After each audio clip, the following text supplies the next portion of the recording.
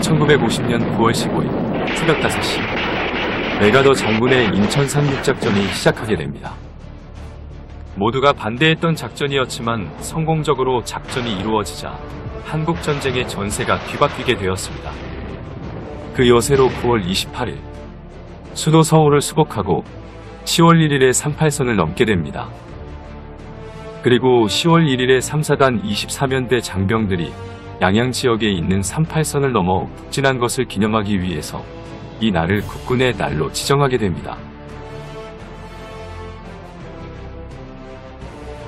1950년 10월 1일 중국 베이징에 하나의 서신이 도착합니다.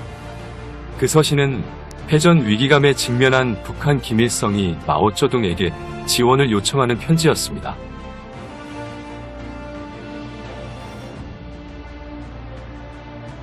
마오쩌둥은 1950년 10월 2일부터 5일까지 중앙정치국 확대 회의를 열고 북한의 군사 파병 논의를 하게 됩니다.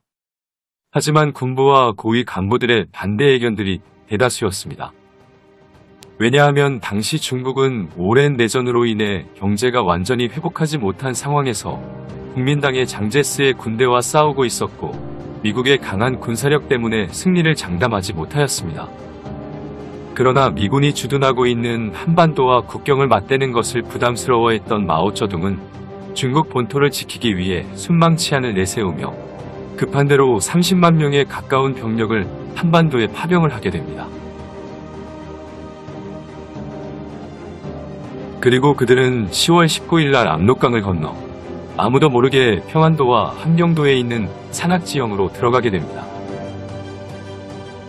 한편 인천 상륙작전으로 한국전쟁의 전세를 뒤집은 메가더 장군은 군대를 서부와 동부로 나누어 북진을 명령합니다. 서부는 낙동강 방어의 영웅 워커 장군의 미8군이, 동부는 서울을 수복한 미 10군 단장 알몬드 장군이 맡았습니다. 그런데 이때 메가더 장군은 알몬드 장군이 이끄는 미 10군단을 육상이 아닌 해상을 통해 원산에 상륙시켜 함경도와 두만강 진격 명령을 내립니다. 하지만 당시 미8군의 선봉대였던 미 1군단은 경기도 안성까지 북상한 상태였고 미 10군단은 의정부 북부까지 진출한 상태였습니다. 따라서 원산 상륙을 강행한다면 미8군 예하 중에서 부산에 가까이 위치했던 부대를 차출하고 10군단은 그냥 평양을 향해 진격하는 것이 정석이었습니다. 그리고 해상보다 육상 진격을 주장했던 미 8군 사령관 워커 장군은 서울을 점령한 미 10군단을 미 8군에 배속시켜서 서울 북방에 있는 미 10군단이 평양으로 진격할 때 미 1군단이 평양 동쪽으로 올라가 원산으로 방향을 전환한다는 계획을 구상하고 있었습니다.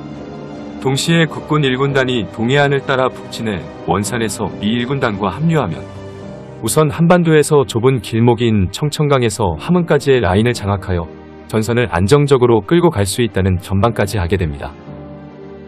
이 계획은 미국의 합동참모본부와 대다수 지휘관들의 지지를 받았지만 한반도 북부는 거친 산악이 이어지면서 오솔길인 경우가 대부분이었고 유일한 교통로라 할 수 있는 철도는 곳곳이 파괴되어서 중장비 이동이 어려웠습니다.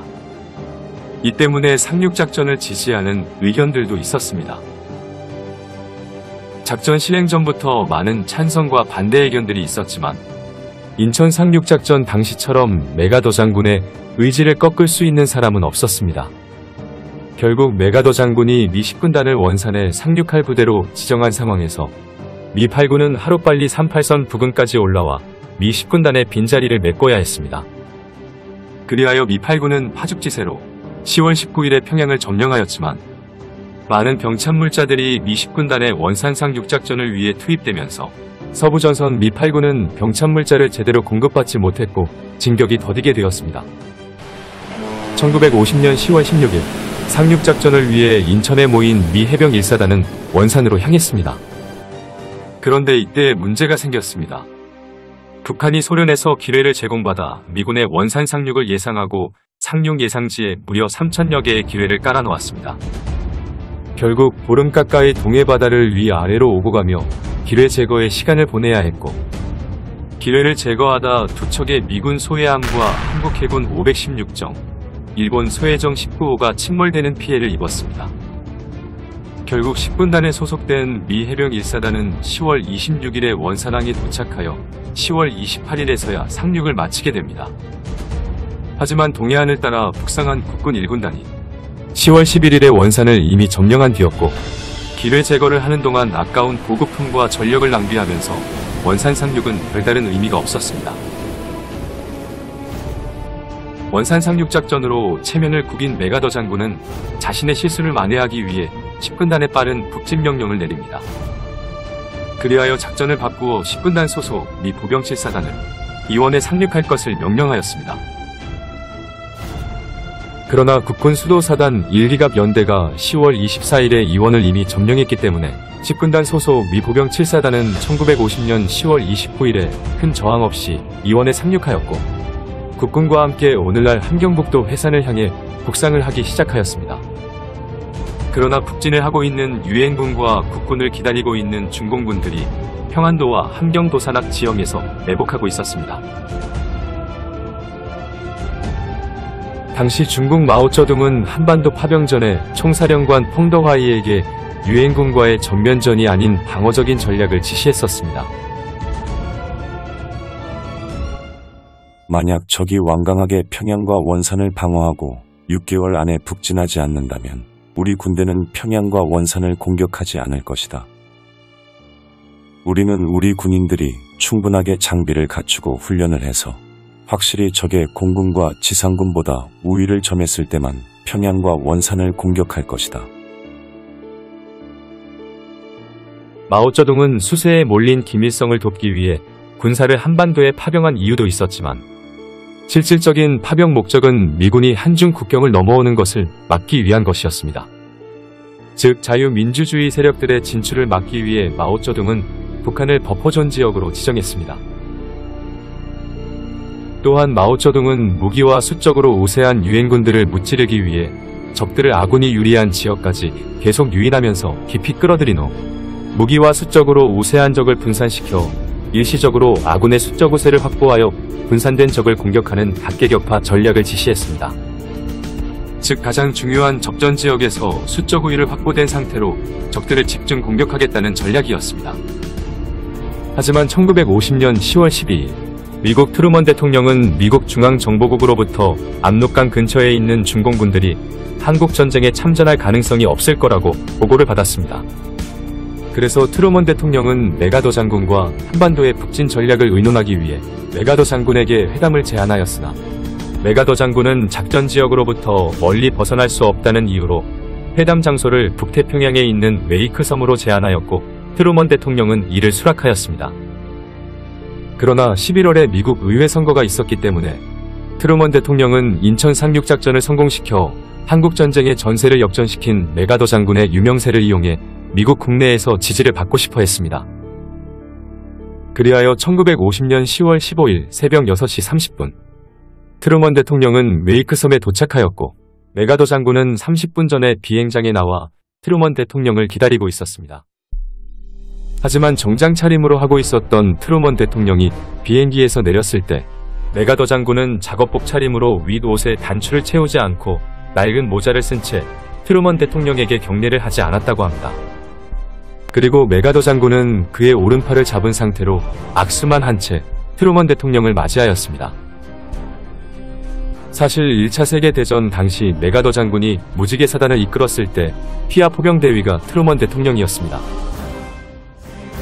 그런 기억 때문인지 메가더 장군은 트루먼 대통령을 크게 예우를 한 것 같지는 않았던 것 같습니다. 트루먼 대통령은 훗날 자신의 측근에게 자신의 부하가 웨이크 회담 당시 때 메가더 장군처럼 옷을 입었더라면 엉덩이를 차버렸을 것이다 라고 표현했을 만큼 불만을 가졌었습니다. 또 트루먼 대통령은 70대의 오성 장군이 19살 먹은 소희같이 행동을 하고 다닌다며 선글라스와 옥수수 파이프 등으로 상징되는 메가더 장군의 개성 있는 옷차림을 마음에 안 들어 했습니다. 그러나 메가더 장군의 아내가 좋아한다는 초콜릿 캔디를 그에게 선물로 주면서 겉으로는 크게 신경을 쓰지 않은 모습을 보였습니다. 그리고 공항 내 건물 안에서 1시간 동안 회담이 이루어졌었는데 트루먼 대통령이 중공군의 개입 가능성에 대해 메가더 장군에게 물어보자 메가더 장군은 공군력을 보유하지 못한 중공군이 개입할 가능성은 거의 없으며 투입이 되더라도 병력을 최대 5만에서 6만 명 정도가 투입할 수밖에 없고 압도적인 미군의 공군력으로 중공군들을 격퇴시킬 수 있다고 호언장담하며 자신감을 가졌습니다.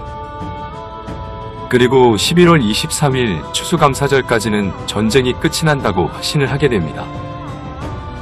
이러한 메가더 장군의 긍정적인 모습에 만족한 트루먼은 돌아오는 길에 샌프란시스코에서 유엔군이 조만간 한반도의 평화를 회복하리라고 확신하였습니다.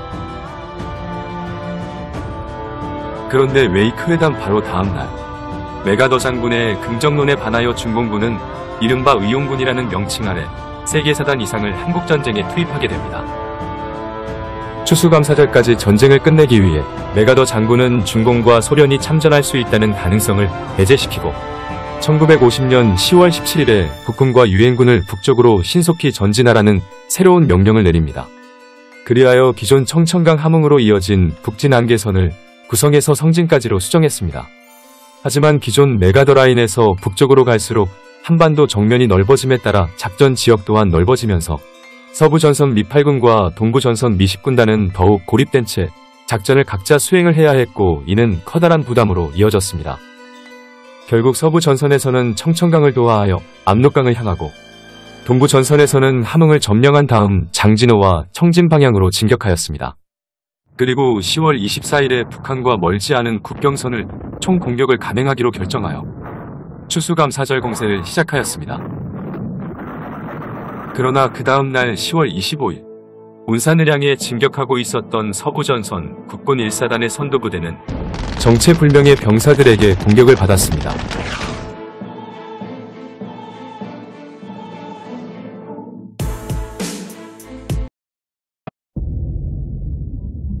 압록강 수풍댐을 목표로 진격하고 있었던 국군 1사단 15연대는 운산 북쪽 고지에서 정체를 알 수 없는 병사들에게 기습 공격을 받았습니다.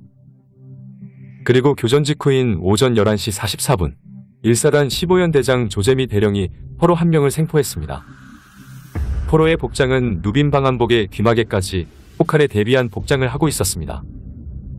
처음 보는 복장을 하고 있었던 포로를 면밀히 조사하기 위해 조재미 대령은 포로를 1사단 사령부가 있는 영변으로 보냈습니다. 이제껏 보지 못한 포로의 낯선 군복 차림을 본 1사단장 백선엽 장군은 중공군의 개입을 확신하고 만주군 관학교에서 배웠던 중국어를 활용해 포로를 직접 신문했습니다. 내 나이는 35살이고 중국에 사는 한국인이 아니라 중국 남부 광둥성 출신이다. 국민당 장제스 휘하의 북부군으로 국공내전 하이난성 전투에 참가했었지만 공군의 포로가 되어 지금은 중공군 39군 소속이다.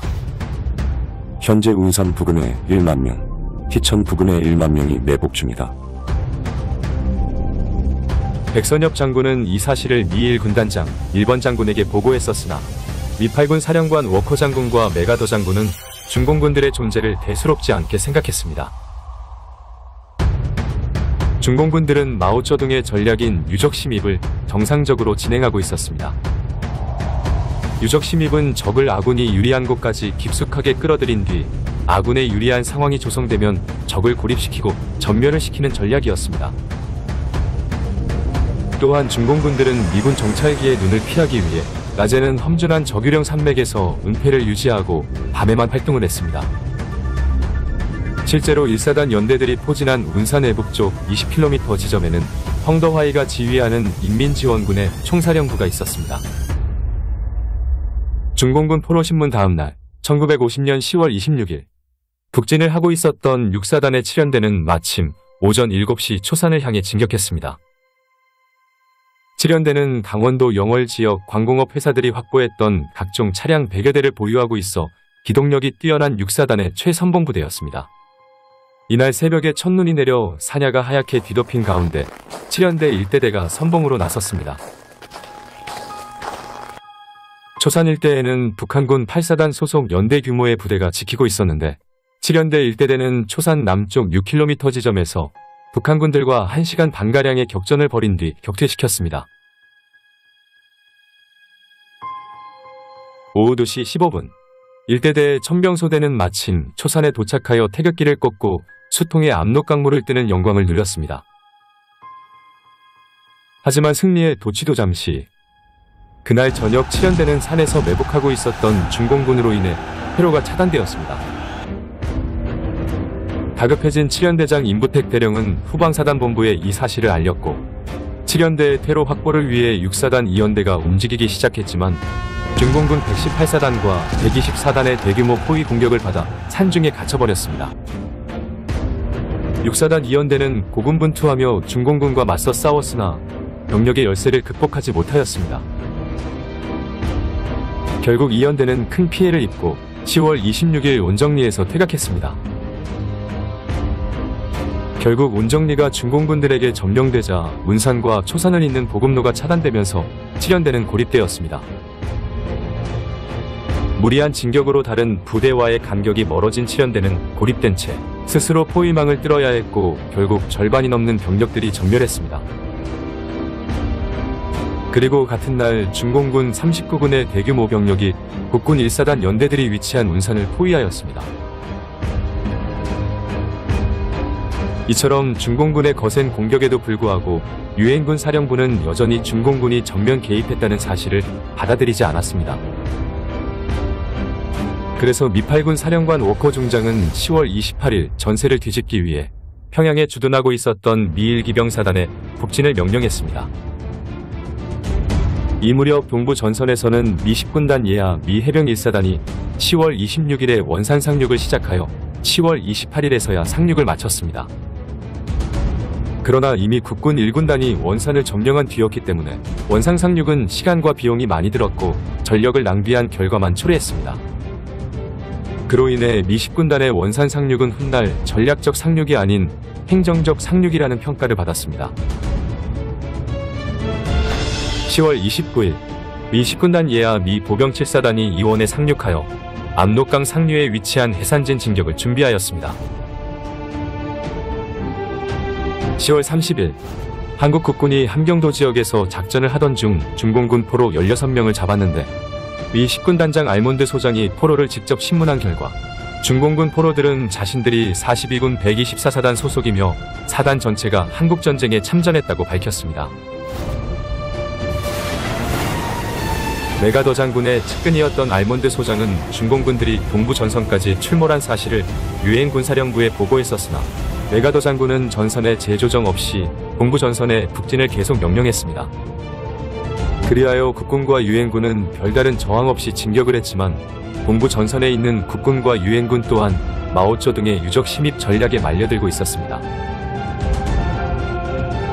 한편 서부 전선 1사단 연대들이 포진한 운산에서는 중공군들의 거센 공격을 막기 위해 방어진지를 구축하고 중공군들과 대치하고 있었습니다. 10월 31일 국군 1사단장 백선엽 장군은 전선을 살피기 위해 운산에 도착했습니다. 그런데 미 10고사포 단장인 해닉 대령과 1사단 연대장들이 한결같이 더 이상 전투를 벌이기 어려운 상황임을 백선엽 장군에게 보고를 했습니다.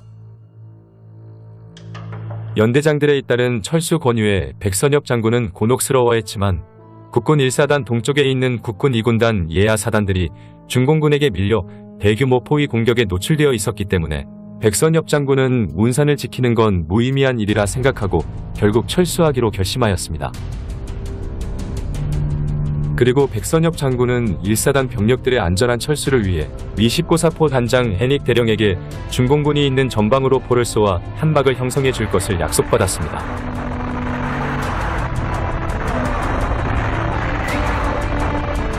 지난주에 있었던 미1 군단장 밀번 장군은 백선엽 장군의 철수 요구를 수락하였고 신의주 방면으로 진격하던 미 24사단에도 후퇴 명령을 내렸습니다. 그러나 국군 1사단의 철수 명령에 앞서 미 1기병사단은 국군 1사단 작전지역인 운산을 지나 압록강 수풍댐을 목표로 진격 명령을 받은 상태였습니다. 미 1기병사단의 선봉부대인 미 8기병연대는 용산동을 지나 운산으로 향하는 두 갈래 길 가운데 서쪽 도로를 택하였고 국군 1사단은 동쪽 도로를 통해 후퇴를 하기 시작하였습니다. 그리고 이 길은 미 8기병 연대와 국군 1사단의 생사를 가르는 길이 되었습니다.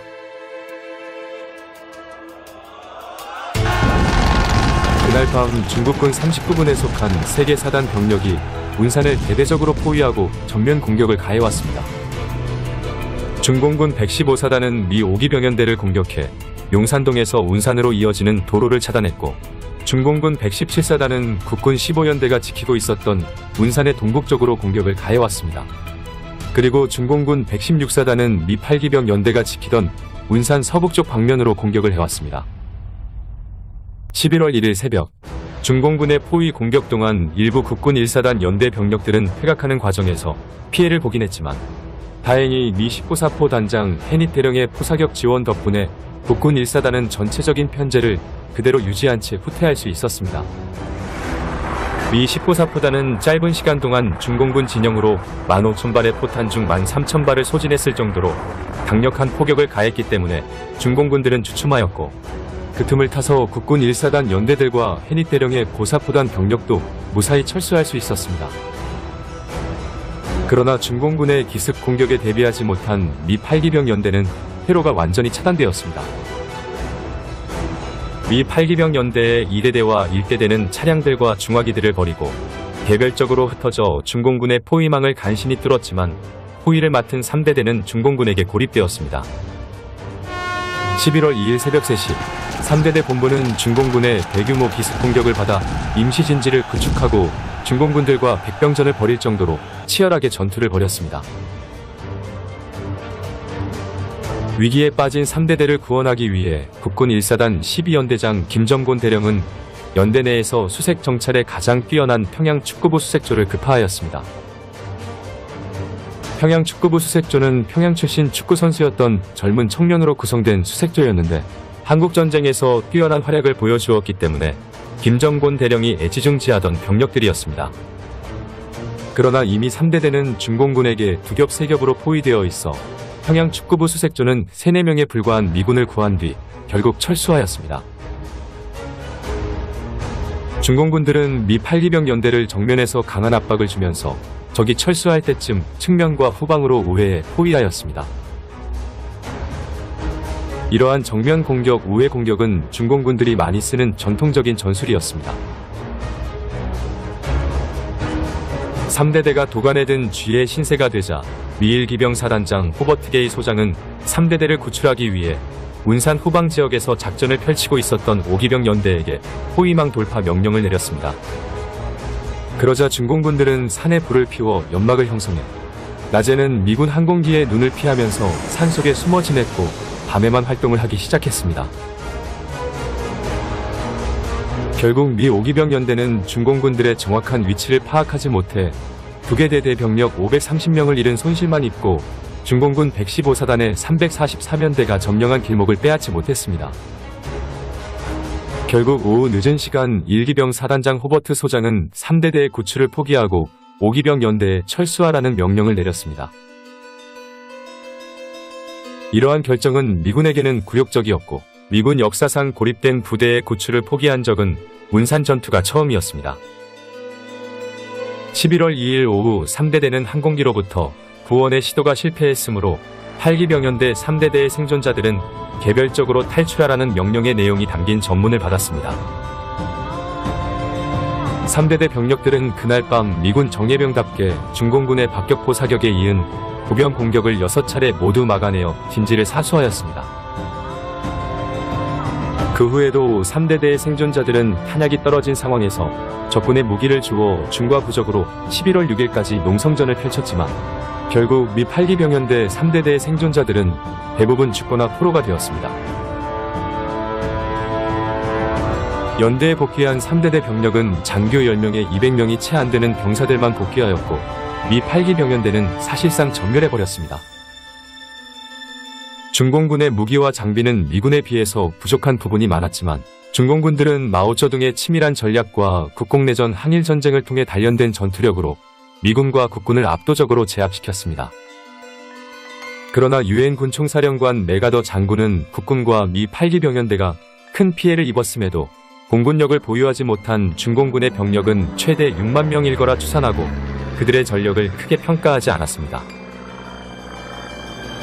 이때 실제로 서부 전선에서는 중공군 13병단 예하 18개 사단 18만 명이 참전했었고, 동부전선 또한 구병단 예하 12개 사단 12만 명이 전선에 투입되기 시작하였습니다. 추가적으로 소련의 전투기까지 압록강 근처에 출몰하면서 한국전쟁의 스케일이 점점 커지고 있었습니다. 결국 미군 정보당국의 오판으로 서부전선에 있는 국군과 유엔군이 큰 피해를 입은 상황에서 동부전선 미 10군단과 국군은 별다른 저항 없이 회속 진격 중이었습니다. 인천 상륙작전을 성공시켜 한국전쟁의 전세를 뒤집은 메가더 장군이었지만 그가 한국전쟁 초반 한반도에서 가장 정면이 좁은 39도 라인을 장악하여 안정적인 북진작전을 펼쳐야 한다는 미 8군 사령관 워커 장군과 여러 지휘관들의 조언과 의견을 듣고 깊게 생각하고 판단했었으면 어땠을지 아쉬움이 남을 따름입니다. 운산 전투 이후 승기를 잡은 중공군들은 청천강을 건너지 않고 다음 공세를 위해 산속으로 철수하기 시작하였습니다. 그러나 중공군의 존재를 가볍게 생각했었던 메가더 장군은 서부전선과 동부전선의 북진을 고수하였고 마오쩌둥의 유적 침입 전략에 철저히 말려들고 있었습니다.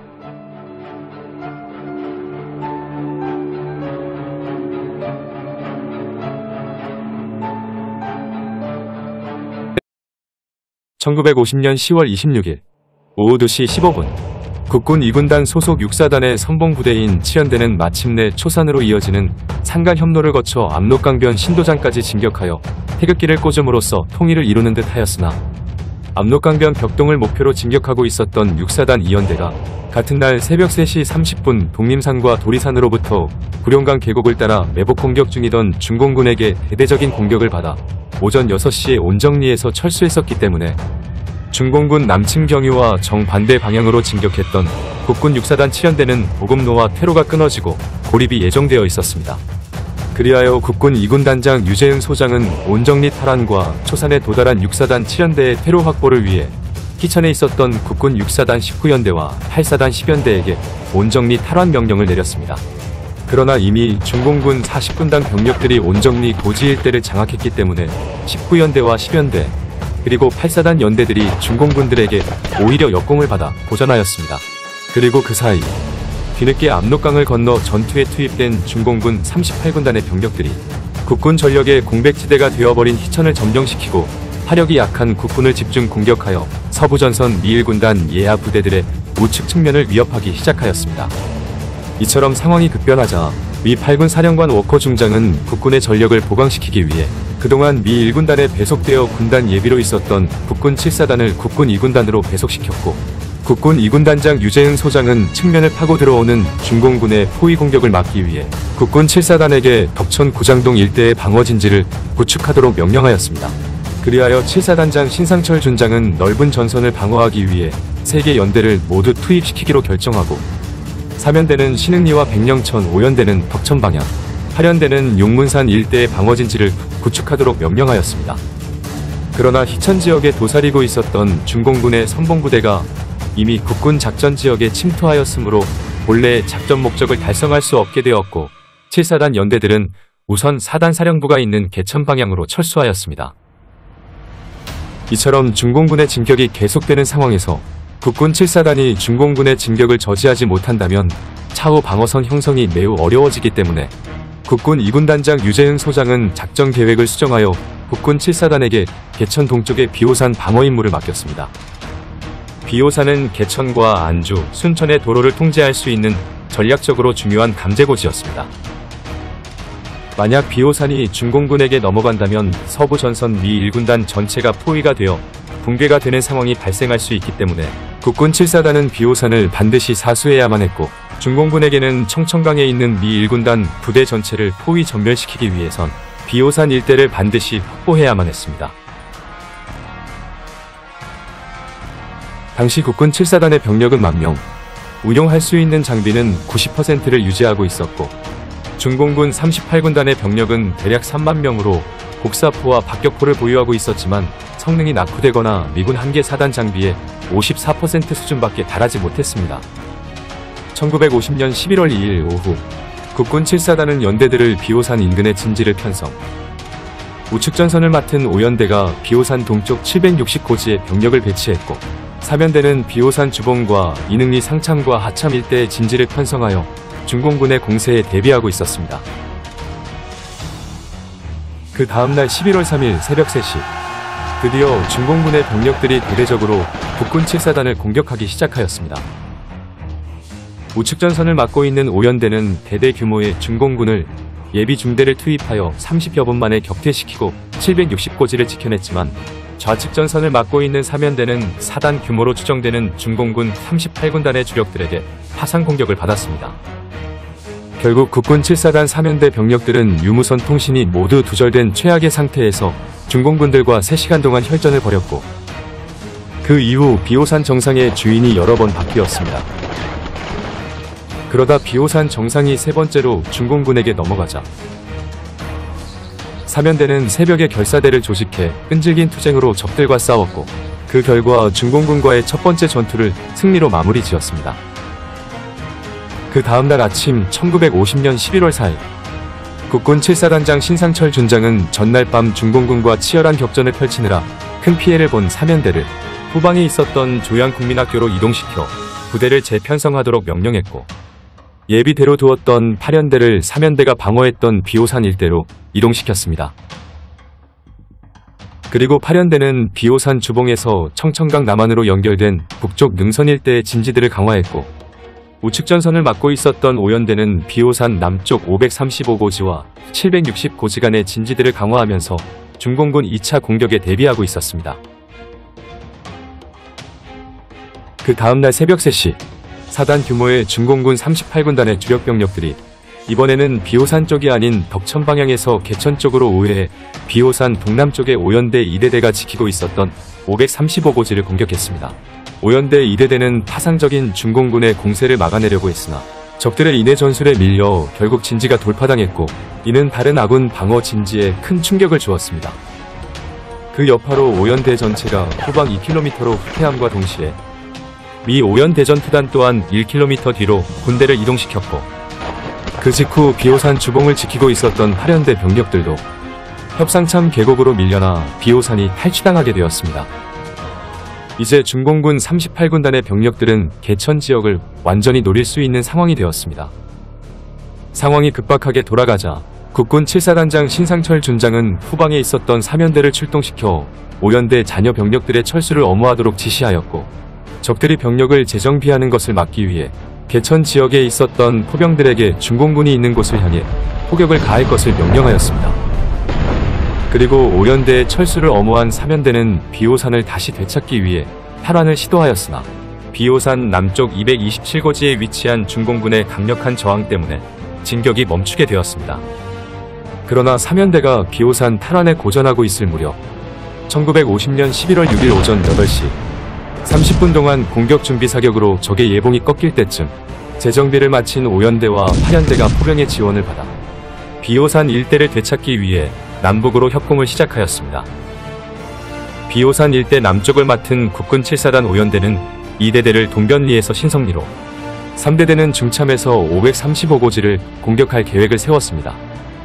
공격을 하기 전 5연대 소속 한 1등병 병사가 적의 진지를 정찰하던 중 한 개 소대 규모의 중공군을 만나게 되었는데, 그는 수적으로 불리한 상황임에도 도주하지 않고 용감하게 단신으로 다수의 중공군을 살상하고 장렬히 전사하였는데, 그는 바로 김옥상 일병이었습니다. 훗날 그의 공로를 인정한 정부는 1954년 6월 25일 병사 출신으로서는 받기 힘든 태극무공훈장을 김옥상 일병에게 수여했고, 그의 유해는 1960년 5월 22일 국립서울 현충원에 안장되었습니다. 그의 희생은 국군 7사단 병력들의 자신감을 불어넣어주는 계기가 되었고, 7사단 병력들은 김옥상 일병과 같은 투지로 중공군을 몰아냈고 미 8군의 동쪽 측면을 방어하는 데 성공했습니다. 결국 우측 측면에 있었던 국군을 먼저 격파하고 미 1군단의 후방을 차단해 포위 전멸시키려고 했었던 중공군의 대담한 계획은 국군 7사단의 비호산 전투로 좌절되었고, 이후 중공군들은 다음 공세를 위해 산지로 숨어들어 모습을 감추었습니다.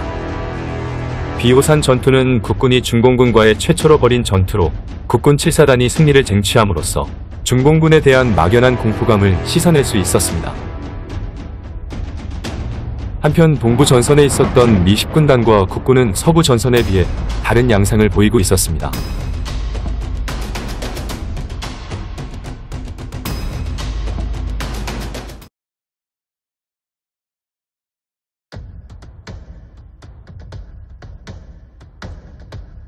서부 전선에서 중공군의 1차 공습으로 국군 2군단과 미 1군단이 북진에 고전하고 있을 무렵 동부 전선에 있었던 미 10군단과 국군 1군단은 서부 전선에 비해 순조롭게 진격을 하고 있었습니다.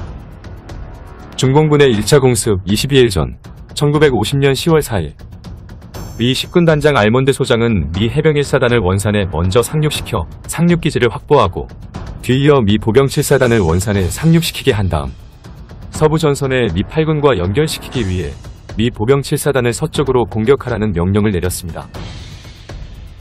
그러나 원산 앞바다에 북한이 소련으로부터 받은 기뢰가 깔려 있었기 때문에 미 해병 1사단은 기뢰가 제거되는 동안 10월 26일까지 해상에서 대기할 수밖에 없었습니다. 그리고 원산 상륙 2주 전에 국군 1군단이 10월 11일에 원산을 이미 점령하였고 10월 20일에는 국군 1사단이 평양을 점령함으로써 미 보병 7사단의 서진 계획은 백지화가 되었습니다.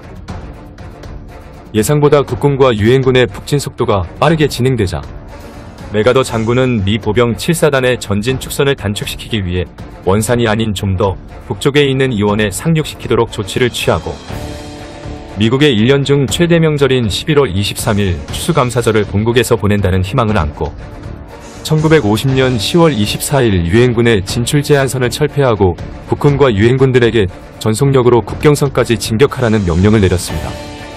즉 추수감사절 공세가 시작되었습니다. 미 10군단장 알몬드 소장은 이러한 메가더 장군의 명령을 받아들여 북진 속도가 제일 빠른 국군 1군단을 동해안을 따라 두만강으로 진출시키게 하고 미 해병 1사단은 미국 본토를 거쳐 일본에서 오고 있는 미 보병 3사단이 한반도에 투입되기 전까지 원산에 있는 미 10군단의 후방을 방어하게 하고 일부 병력은 장진호 진격 명령을 내렸습니다. 그리고 미 보병 7사단은 이원에 상륙시켜 풍산 해산진 진격 명령을 내렸습니다. 1950년 10월 26일 추수감사절에 반하여 중공군의 1차 공습이 시작되자 서부 전선에서 국군이 중공군에게 온정리 운산에서 공격을 받고 초산까지 도달한 국군 6사단 7연대의 테러가 차단당했을 때 동부 전선에서는 국군 수도사단 18연대가 부전호를 목표로 1연대가 풍산을 1기갑 연대가 북청 단천을 점령하고 성진을 공격할 준비를 하고 있었습니다.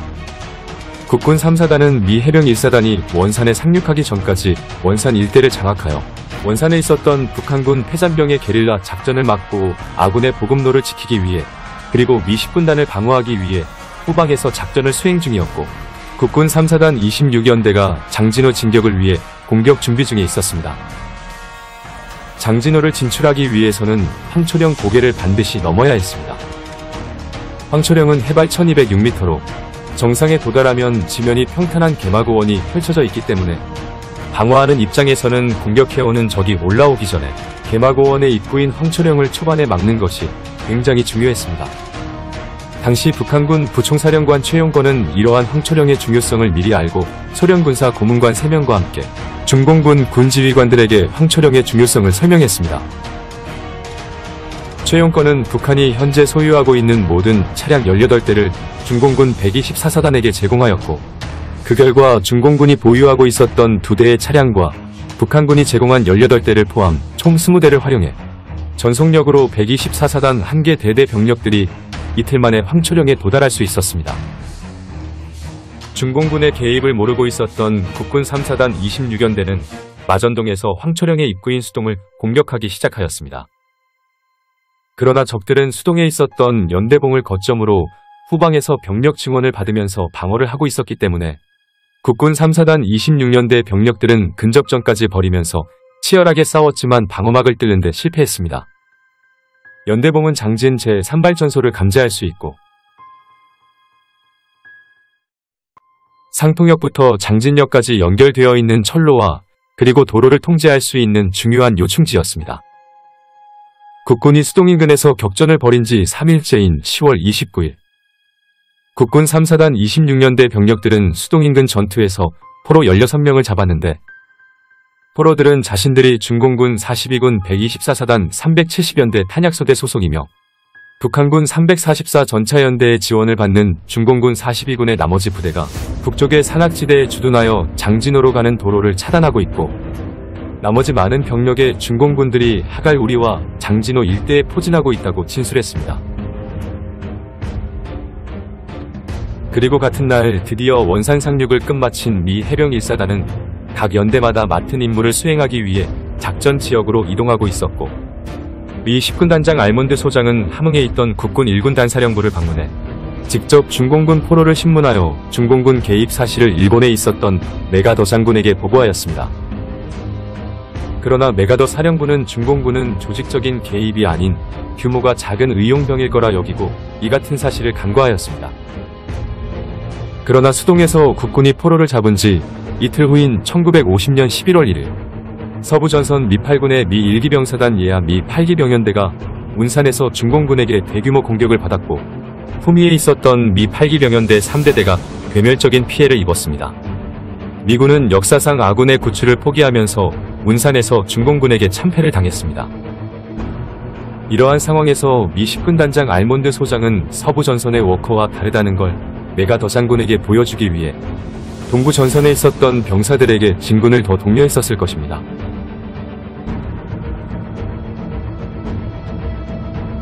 (1950년 11월 2일) 국군이 수동 인근에서 고전하고 있을 무렵 리첸버그 대령이 이끄는 미 해병 1사단 7연대 3,000명의 병력과 해병 1사단 1연대 2대대 병력들이 수동 인근에 도착해 국군 3사단 26연대와 임무를 교대하고, 국군 3사단 26연대 병력들은 두만강으로 진출하기 위해 1군 단사령부가 있는 함흥으로 이동하기 시작하였습니다.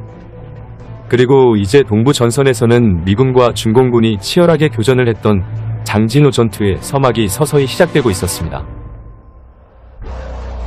바로 그 다음날 새벽, 대금과 함께 중공군 124사단 370연대가 미 해병 1사단 7연대 1대대와 2대대 진지에 기습야간 공격을 개시하였습니다. 갑작스러운 중공군의 기습 공격으로 선두에 있었던 2대대는 연대 본부와 통신이 두절된 상황에서 큰 피해를 입었고, 1대대와 2대대 사이를 차단한 중공군은 근접전을 전개하였습니다.